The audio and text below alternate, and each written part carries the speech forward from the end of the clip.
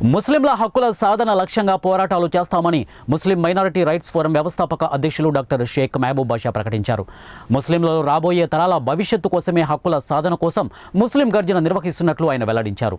ఆదివారం కర్నూలు నగరంలోని municipal high school మైదానంలో నిర్వహించిన ముస్లిం గర్జనలో ఆయన పాల్గొని ప్రసంగించారు.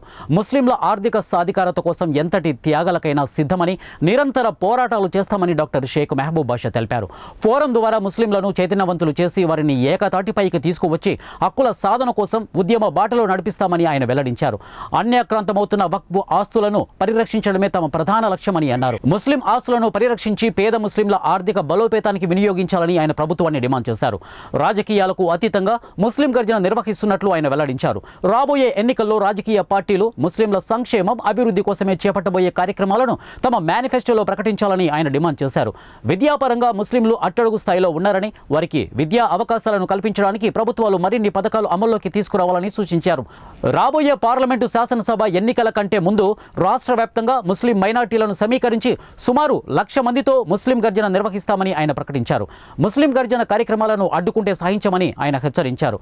అణగదొక్కడానికి ప్రయత్నిస్తే ఉవ్వెత్తున పైకి లేస్తామని డాక్టర్ షేక్ మహబూబ్ బాషా తెలిపారు. ఈ కార్యక్రమంలో మోటివేటర్ స్పీకర్ బ్రదర్ షఫీ మాట్లాడుతూ ముస్లిం హక్కుల సాధన కోసం రాజకీయాలకు అతీతంగా పోరాటాలకు సిద్ధమవుతున్న డాక్టర్ షేక్ మహబూబ్ బాషాకు ప్రతి ముస్లిం సోదరుడు అండగా నిలవాలని కోరారు. ముస్లిం మైనారిటీ నాయకులు తాటిపాడు మాబుషా మాట్లాడుతూ భవిష్యత్తులో డాక్టర్ షేక్ మహబూబ్ బాషా చేపట్టబోయే ప్రతి పోరాటానికి అండగా నిలుస్తామని ప్రకటించారు. ఈ కార్యక్రమంలో ఫోరం నాయకులు Roshan Ali, MM Pasha, retired DSP Mahaboob Basha, Soyabuddin Khadri, హైదరాబాద్కు చెందిన ముస్లిం రచయిత్రి సాజిదా సికందర్, ఇక సయ్యద్ షా ఖాద్రీ తదితరులు ప్రసంగిస్తూ డాక్టర్ షేక్ మహబూబ్ బాషాతో కలిసికట్టుగా ఉద్యమిస్తామని మద్దతు ప్రకటించారు.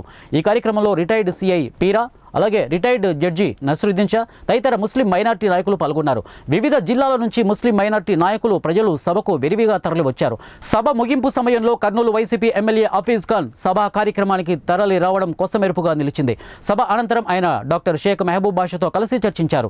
భవిష్యత్తులో రాష్ట్ర వ్యాప్తంగా ముస్లిం గర్జన కార్యక్రమాల కార్యాచరణ త్వరలో ప్రకటిస్తామని డాక్టర్ షేక్ మహబూబ్ బాషా వెల్లడించారు. సభకు ఎటువంటి అంతరాయం కలగకుండా స్థానిక పోలీసులు బందోబస్తును ఏర్పాటు చేశారు. ఈరోజు ఒక రకంగా చాలా సంతోషంగా గర్వపడుతున్నాను. మీరందరూ సహోదరులు నా ఆహ్వానాన్ని మన్నించి ఈ కార్యక్రమానికి విచ్చేసినందుకు. ఇంకో రకంగా బాధపడుతున్నాను. ఎందుకంటే రాజకీయ నాయకులు ఎలాంటి ఇబ్బందులు పెట్టి ఆఖరికి సిగ్గుపడాల్సిన విషయం ఏమంటే ప్రజలని కూడా మీటింగ్కి రానికుండా చేసినందుకు సిగ్గుపడాల్సిన విషయమని ఈ వేదికగా మీకు తెలియజేస్తున్నాను. ఎందుకంటే ఇది ఒక గర్జన, ముస్లిం గర్జన. హాత్ హాత్ మిలాయంగే, ఖదం ఖదం బడాయింగే అనే నినాదంతో ఒక గర్జనని ప్రారంభిస్తే సిగ్గుపడవలసిన విషయం ఏమంటే ఈ కర్నూలులో ఉన్న 1,00,000 మంది ముస్లింలని అడ్డుకొని ఆపారంటే ఈరోజు నా విషయంలో నేను ఒక హీరోగా ఫీల్ అవుతున్నాను. మీ ముస్లింల కోసం ఎంత దూరమైనా, ఎంత త్యాగానికైనా సిద్ధపడగడానికి ఈరోజు నిర్ణయించుకున్నాను, ముందడుగు వేస్తున్నాను. ఎందుకంటే మనము ఈరోజు ఆంధ్రప్రదేశ్లోనే కాదు భారతదేశంలో చూసుకున్న పేదరికంలో నలిగిపోతున్నది కేవలం ముస్లింలు మాత్రమే. అలాంటి ముస్లింల కోసం ఒక అడుగు ముందేసి మనం ఒక గర్జన నడుపుతాం. రండి, అందరూ కలిసి మన పోరాటం సాగిస్తాం. కేవలం మన హక్కుల కోసమే, వేరే దానికోసం కాదు. మన హక్కులు, మనకి ఏమేం కోల్పోతున్నాం అనే దానిపైన ఈరోజు ఈ పోరాటం చేస్తాం రండయ్య అంటే అందరూ మన సోదరులు సిద్ధమయ్యారు. కానీ ఒకవైపు ఈయన నాయకుడైపోతున్నాడు. నాయకుడైపోవాలంటే ఊర్లో ఇలాంటి పోస్టర్లు వేసుకున్నా ముస్లింలను ఆహ్వానించిన నాయకుడైపోడు, రాజకీయ నాయకుడైపోడు. ప్రజల హృదయాల్లో మనకు కావాల స్థానం.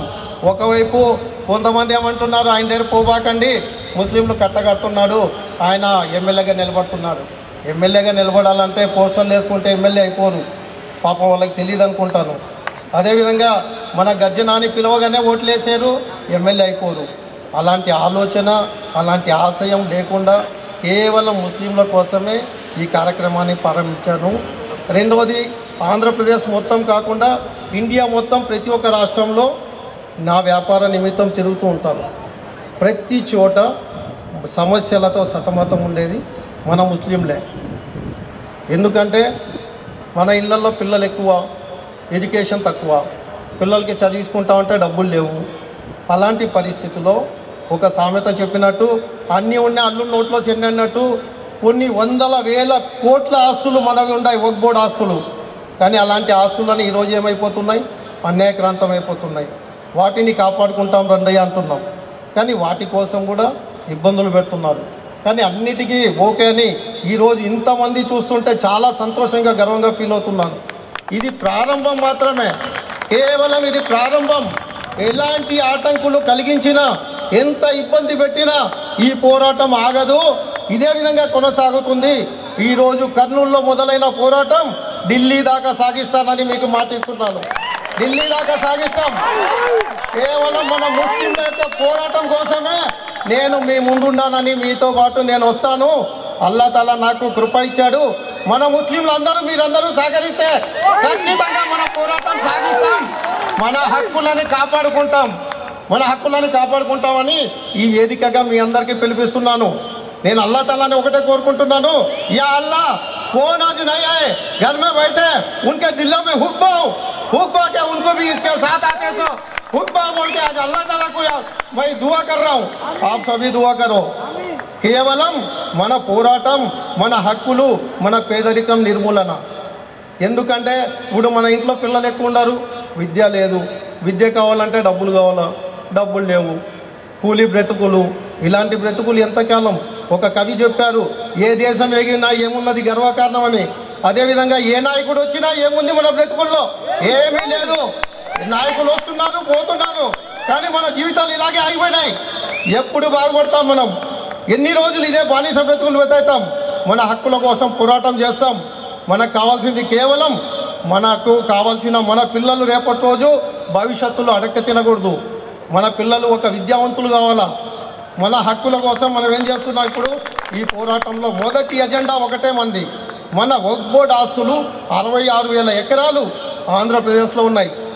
దాంట్లో కర్నూలు జిల్లాలో 30,000 ఎకరాలు ఉన్నాయి మనవి. 30,000 ఎకరాలు భూమిలో అయ్య వస్తాడు, అన్న వస్తాడు, తమ్ముడు వస్తాడు, బాయ్ వస్తాడు, వాళ్ళ అనుచరులు స్వాధీనం చేసుకొని పోతున్నారు. కొంతమంది మా అనుచరులు చేసుకుంటున్నారు అనుకుంటున్నారు. దయచేసి మీ అందరికీ ఒకటే కోరుకుంటున్నాను, మీకు తెలియకుండా మీ అనుచరులు ఎవరన్నా స్వాధీనం చేసుకుంటే మా ఆస్తులని మాకు తిరిగి ఇవ్వండి అంటున్నాం. ఒకటి. రెండోది, మన ప్రభుత్వంలో కూడా ఎలా తయారైపోయిందంటే, ఏ ప్రభుత్వం వచ్చినా కానీ వక్ఫ్ బోర్డుకి ఇక్కడ ఎలాంటి పరిస్థితి ఉంది, ఎవరో ఒక అధికారిని పెడతారు, వాళ్ళకేమీ తెలియదు. 2 ఇన్స్పెక్టర్లు ఉంటారు, వాళ్ళకేం తెలియదు. ఏమయ్యా మన వక్ఫ్ బోర్డు ప్రాపర్టీ ఎవరు ఆక్రమించుకుంటున్నారండి అంటే ఏమంటారు? సార్ మాకు బలం లేదు, మేము పోలేము, మేము రాలేము. ఇలాంటి పరిస్థితుల్లో మన వక్ఫ్ బోర్డు ఆస్తుల్ని ఎలా కాపాడుకోగలుగుతాం? కాబట్టి ఈ సభాముఖంగా, ఈ వేదిక ముఖంగా ప్రభుత్వానికి ఒకటే కోరుతున్నాం, వక్ఫ్ బోర్డుకి గ్రూప్ 1 ఆఫీసర్ కానీ గ్రూప్ 2 ఆఫీసర్ని కానీ ఒకటి నియమించండి. అలాంటప్పుడు దానికి భద్రత అనేది కల్పిస్తుంది. సరే, ఇప్పుడు ఆక్రమించుకున్న భూముల్ని పక్కన పెడతాం. మిగిలిన భూములు ఏవైతే ఉన్నాయో వాటిలో వక్ఫ్ బోర్డులలో కాంప్లెక్స్లు కట్టించండి. కాంప్లెక్స్లు కట్టించి మా ముస్లిం పేదలకే బాడిగలకి ఇవ్వండి. ఆ బాడిగలతో ఇంకా ఆర్థికంగా వెనకబడిపోయిన పిల్లల కోసం కేటాయించండి.